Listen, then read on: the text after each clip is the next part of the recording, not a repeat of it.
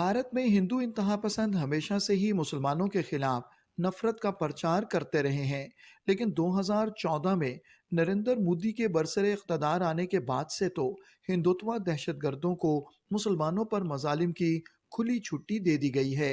भारतीय हुकूमत मुसलमानों को सफ़ाए हस्ती से मिटाने के लिए एक सोचे समझे भयानक मंसूबे पर अमल पैरा है। आपने पहला कानून बनाया, जैसे कानून में एंटी लव जिहाद, एंटी कन्वर्जन, CAA, ट्रिपल तलाक, जो जेंडर जस्टिस के नाम पे लाया गया, लेकिन जो दरअसल मुसलमान मर्दों को क्रिमिनलाइज करने के लिए किया गया था।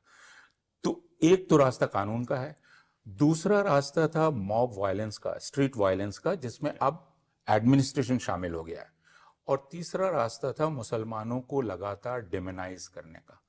आपने बड़े मीडिया के जरिए मुसलमानों की ऐसी तस्वीर खींची कि हिंदू सुबह से रात तक देख रहा है कि मुसलमान एक ऐसी चीज़ है जिससे आपको डर के रहना चाहिए, जो बहुत ख़तरनाक है, जो पता नहीं आपको काट देगा, आप कुछ कर देगा। तो सुबह से रात तक टेलीविज़न चैनल्स, हिंदी अखबार, फिल्में, पद्मावत किस्म की तो फिल्में। ये तीन रास्ते हैं जिन रास्तों से हिंदुओं को रेडिकलाइज किया गया और मुसलमानों को दोयम दर्जे का नागरिक बना दिया गया।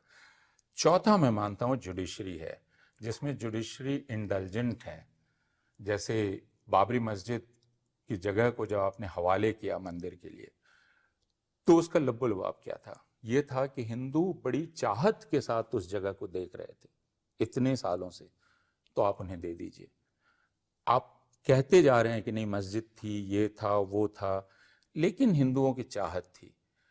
और जुडिशरी का इंटेलिजेंस, जिसको मैं कहता हूँ ज्यूरिस्प्रूडेंस ऑफ क्यूरियोसिटी, जो ज्ञान वापी में इन्वोक किया गया, जिसमें कहा गया कि अरे भाई मेरी सिर्फ इच्छा है जानने की कि इसमें है क्या, तो मैं टाइटल नहीं मांग रहा हूँ, लेकिन मैं इंस्पेक्ट तो कर सकता हूँ। उसका नतीजा है कि अब ज्ञान वापी में पूजा हो रही है।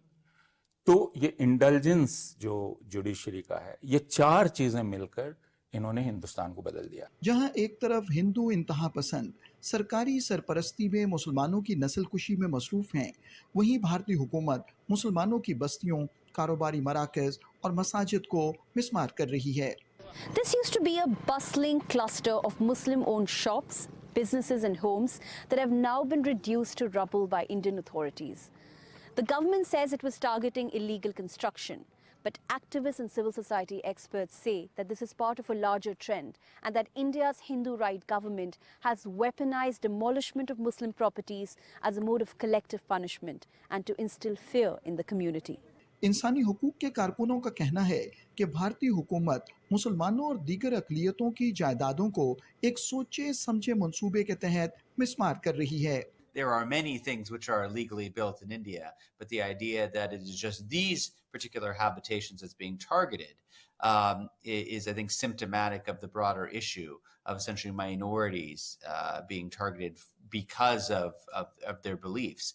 The state is sort of giving or granting a broad permission structure under which these groups are allowed to act with impunity. I think it's fair to say that we can expect, more of this to continue in the months and years to come. Bharat के बाज़मीर सहाफ़ियों का कहना है कि मोदी के दौरे हुकूमत में जहां एक तरफ मुसलमानों की जायदादों की मिसमारी और इन पर हमलों में तशवीशनाक हद तक इजाफा हुआ है, वहीं ऐसे कवानीन भी मुतारिफ कराए गए हैं जो मुस्लिम दुश्मनी पर मबनी हैं।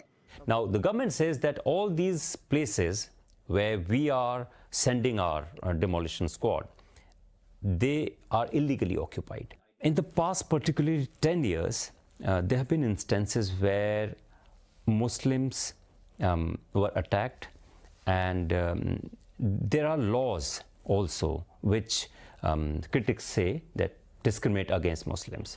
अक़वाम आलम की जिम्मेदारी है कि वो भारत में मुसलमानों और दीगर अक़लियतों के खिलाफ मोदी हुकूमत के बढ़ते हुए मजालिम का नोटिस लें और हिंदुत्व दहशतगर्दी के इफरीत को काबू करने के लिए अमली इक़दामात करें।